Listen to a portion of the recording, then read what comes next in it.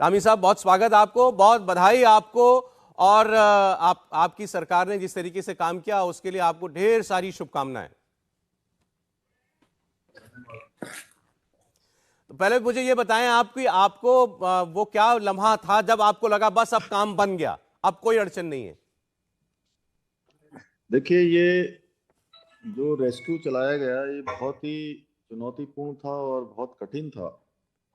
और पहले दिन से जब समाचार मिला, ऐसा लगता था कि कुछ समय बाद या एक दिन बाद, कुछ घंटों बाद हम जो है उनके पास तक पहुंच जाएंगे जो हमारे श्रमिक भाई वहां फंसे हुए हैं। पहले हमने प्रयास किया कि जो मलबा आया हुआ है उस मलबे को जेसीबी से हटाया जाए, पोकलैंड से हटाया जाए। वो अ, काम ज्यादा नहीं बढ़ पाया क्योंकि मलबा ऊपर से बहुत तेजी से गिर रहा था और उससे खतरे की संभावना ज्यादा बन रही थी। उसके बाद हुआ कि सेकंड ऑप्शन पर कि अब इसमें टनल के अंदर, मलबे के अंदर से पाइप डाला जाए। पाइप डालने का काम भी शुरुआत में तो लगा कि जल्दी चला जाएगा, बहुत होगा, 10 घंटे 20 घंटे में पाइप चला जाएगा अंदर। फिर उसके बाद वो काम भी ज्यादा नहीं चला। फिर ऑगर मशीन मंगाई गई और ऑगर मशीन से पाइप के आगे उसको फिट करके आगे जो भी कटिंग का काम था वो चला, लेकिन 21-22 मीटर पर वह भी रुक गया। फिर रुकने के बाद 2 दिन के बाद फिर काम चला। फिर ऊपर से वाइब्रेशन हुआ और वो काम रोकना पड़ा। फिर 34-35 मीटर पर फिर अटक गया। चौथी बार काम, 5वीं बार रुक गया। फिर प्रयास करने के बाद 48 मीटर तक गया और 48 मीटर में जाकर ऑगर मशीन पूरी तरह से डैमेज हो गई। और डैमेज होने के बाद न तो पाइप आगे बढ़ रहा था, पुशिंग बिल्कुल रुक गई, मशीन चलना बंद हो गई। वो बहुत ही विचित्र स्थिति और कठिन स्थिति बन गई। फिर ये हुआ कि इसको मशीन को बाहर निकाला जाए। और मशीन को बाहर निकालना पाइप के अंदर से बहुत कठिन काम था। और उसके पहले ब्लेड्स को काटना था और ब्लेड्स को काटने के बाद जब जगह बनती थी उसके बाद मेन मशीन का जो मेन पाइप था उसको काटा जा रहा था। तो एक एक मीटर करके इसकी कटिंग करी गई। और पाइप के अंदर कटिंग करना, गैस बिल्डिंग लगाना, उसके अंदर ऑक्सीजन की भी कमी होती है और भी पाइप में काम करना कठिन होता है, गर्म भी होता है पाइप। उसके बावजूद भी वो काम हुआ और 3 दिन लगभग, उसमें 3 से भी ज्यादा दिन लग गए। जब कटिंग हुई तो फिर उसके बाद फिर से पुशिंग हुई। फिर जो अंदर मिट्टी के अंदर काम करने वाले हैं दिल्ली जल बोर्ड के और खुदाई करने वाले और गोरखपुर से जो आए थे, उन्होंने अंदर जाकर उसको साफ करने का काम किया। कुछ पाइप फिर आगे पुश हुआ। फिर उसके बाद गर्डर और आ गया। गर्डर आने के बाद फिर उसको काटा गया। काटने के बाद फिर पुशिंग हुई।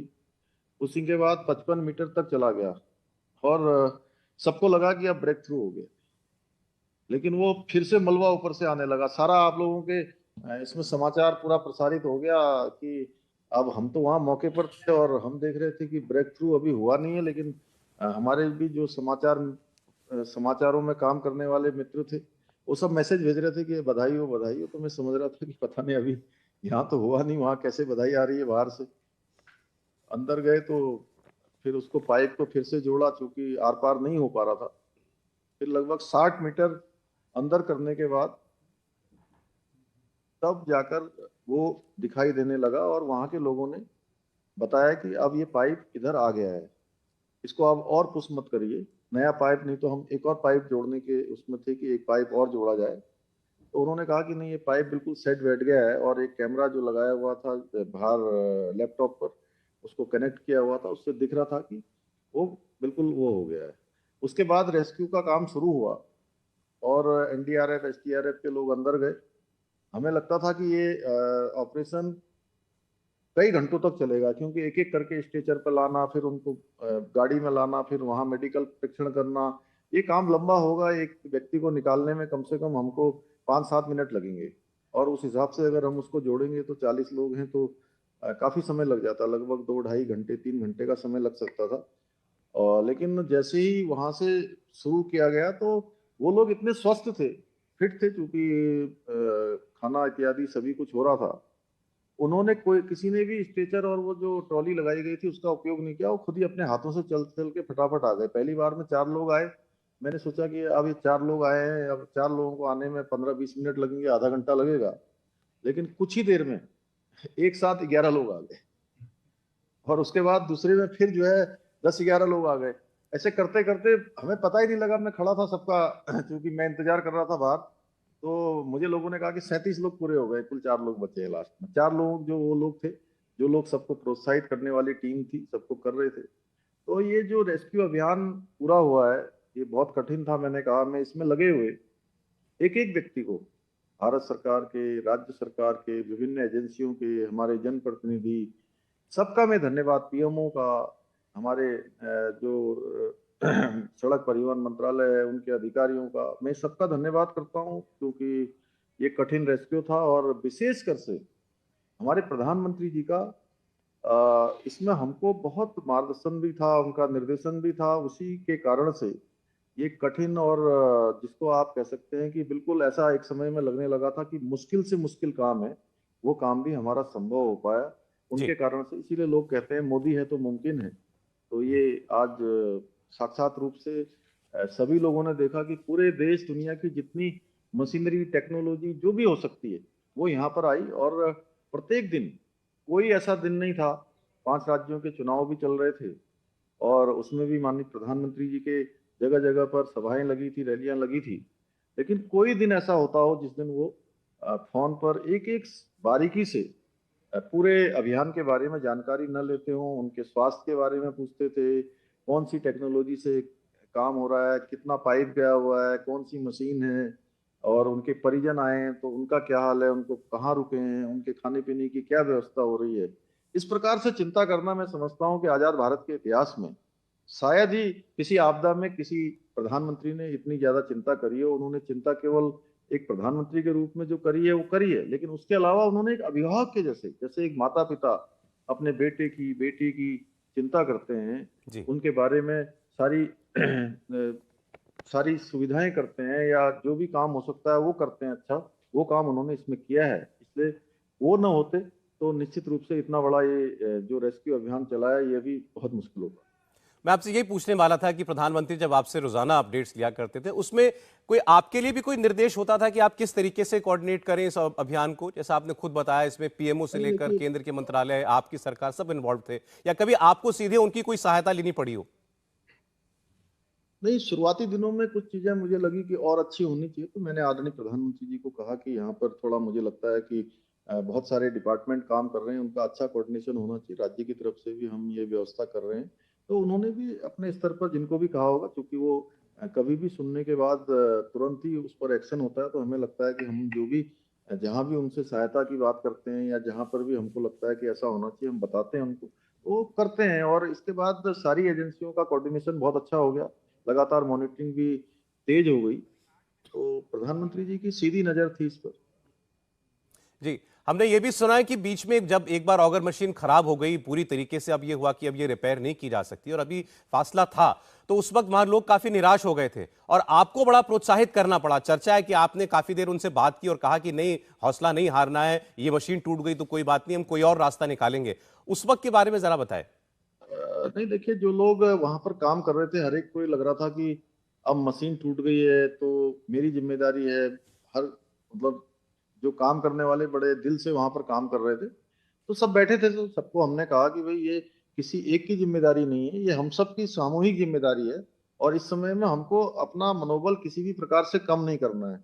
और हमको सबको टुगेदर होके जो है इसमें कलेक्टिव जो है काम करना है। और भगवान हमारी मदद करेंगे। हमारे प्रधानमंत्री जी हर संभव हमारे लिए वहां से कह रहे हैं कि जो भी जरूरत है आपको वो कर रहे हैं यहाँ से, तो हम जरूर इस पर सफलता प्राप्त करेंगे।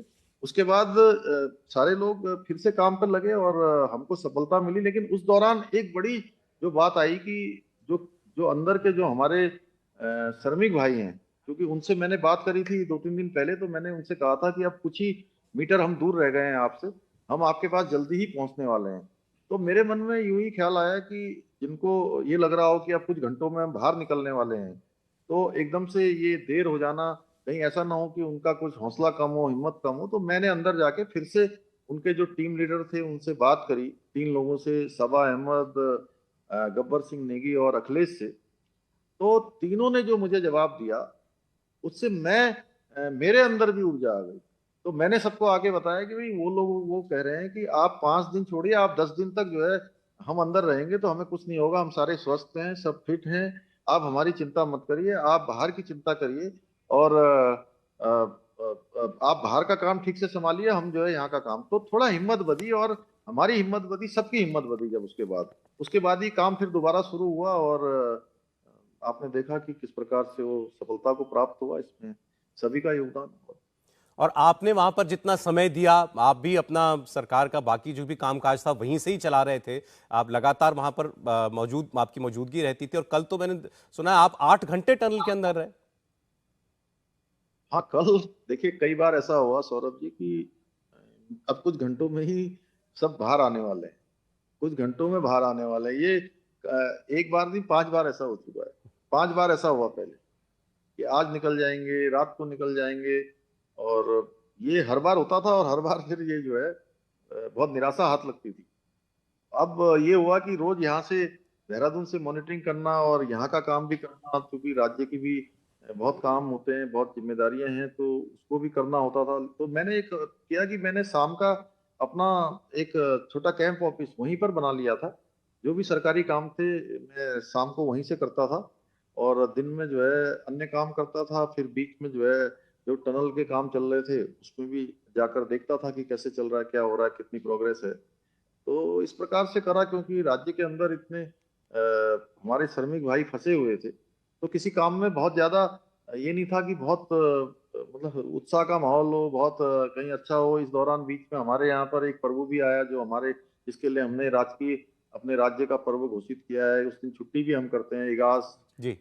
बग्वाल, बूढ़ी दिवाली उस दिन बोलते हैं। तो वो बड़ा पर्व होता है। तो वो पर्व भी फिर हमने कहा कि अब ऐसे में कैसे मना सकते हैं, तो उस दिन भी हम वहीं थे। तो हमने कहा जिस दिन हमारे भाई बाहर निकल जाएंगे उसी दिन हमारा इगास होगा, उसी दिन हमारी बग्वाल होगी, उसी दिन हमारी दिवाली होगी। तो तो इगास सब मनाया कि परिजन नहीं थे मनाया हमारे। आपने अब? अभी कल तो बहुत रात हो गई थी, लेकिन आज जरूर हम लोग जो है कोशिश करेंगे सभी लोगों के साथ जो है कुछ इसको जरूर मनाएं, क्योंकि उस दिन हम लोग इससे छूट गए थे। और हम प्रयास कर रहे हैं कि हमारे जो अगर श्रमिक भाई हैं, अगर उनके भी डॉक्टर वगैरह अलाउ कर देंगे तो उनको भी बुलाएंगे। बिल्कुल। एक चीज धामी साहब, जरूर मैं आपसे उसका जवाब चाहता हूं। देखिए, कुछ लोग होते हैं उसमें राजनीति भी करते हैं ऐसे मौकों पर भी, और कुछ लोग होते हैं उसमें कोई ना कोई कसर ढूंढने की कोशिश करते हैं। इस अभियान के साथ भी ऐसा चल रहा है। कांग्रेस पार्टी के एक लीडर ने यह कहा कि हमारा देश चांद तक पहुंच गया, लेकिन हम 50 मीटर का मलबा काटने में हमको 17 दिन लग गए। क्या जवाब देंगे आप इस बात का? देखिए, ये वो लोग हैं जो केवल किसी भी चीज पर मेक मीन निकालने पर विश्वास करते हैं, केवल बोलने पर विश्वास करते हैं। मैं इतना ही कह सकता हूं कि आज तक देश के अंदर जितने भी रेस्क्यू अभियान चले होंगे उसमें से ये सबसे कठिन था, उसमें से एक सबसे कठिन में से यह भी एक था। और इसमें पूरे देश दुनिया की जितनी टेक्नोलॉजी है उतनी टेक्नोलॉजी यहाँ हमारे यहाँ पर सिलक्यारा में पहुंची थी। जितने विशेषज्ञ थे वो पहुंचे थे।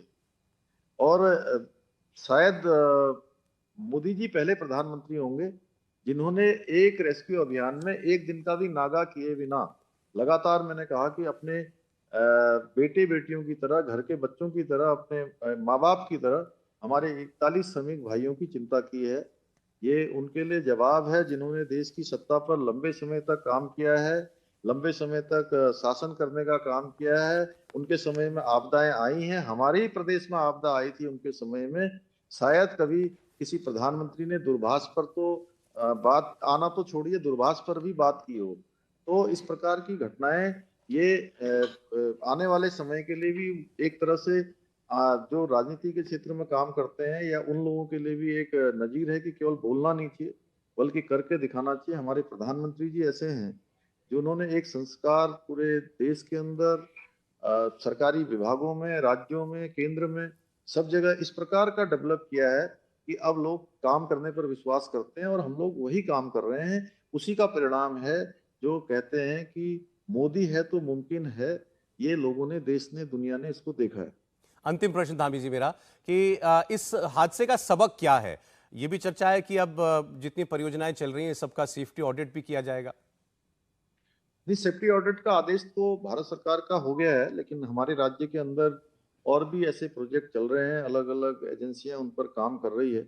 हम सभी की समीक्षा करेंगे, क्योंकि हमारे यहाँ टनल और ये जो टेक्नोलॉजी है इसके कारण से काफी आसानी भी होने वाली है। कठिन भौगोलिक परिस्थिति है, लेकिन सुरक्षा भी जरूरी है। इसके साथ साथ जहां इन सब प्रोजेक्टों के कारण से हमारे यहाँ चार धाम ऑल वेदर रोडें बनने से, भारतमाला श्रृंखला की सड़कें बनने से, रेल की परियोजना पर काम होने से तेजी से आज हमारा पर्यटन बढ़ा है। लोगों की संख्या कई गुना बढ़ी है। 56 लाख लोगों से भी ज्यादा लोग इस बार हमारी चार धाम यात्रा में आए हैं। तो ये बनना भी जरूरी है, लेकिन इसके साथ साथ इकोलॉजी का भी हम ख्याल रखेंगे। दोनों इकोलॉजी और इकोनॉमी दोनों बैलेंस होती रहे, दोनों एक साथ चले, उस पर हमारा जी, फोकस होगा। पुष्कर सिंह धामी जी, बहुत बहुत शुक्रिया आपके समय के लिए और आपके एफर्ट के लिए, आपकी लीडरशिप के लिए। एक बार फिर आपको बहुत शुभकामनाएं।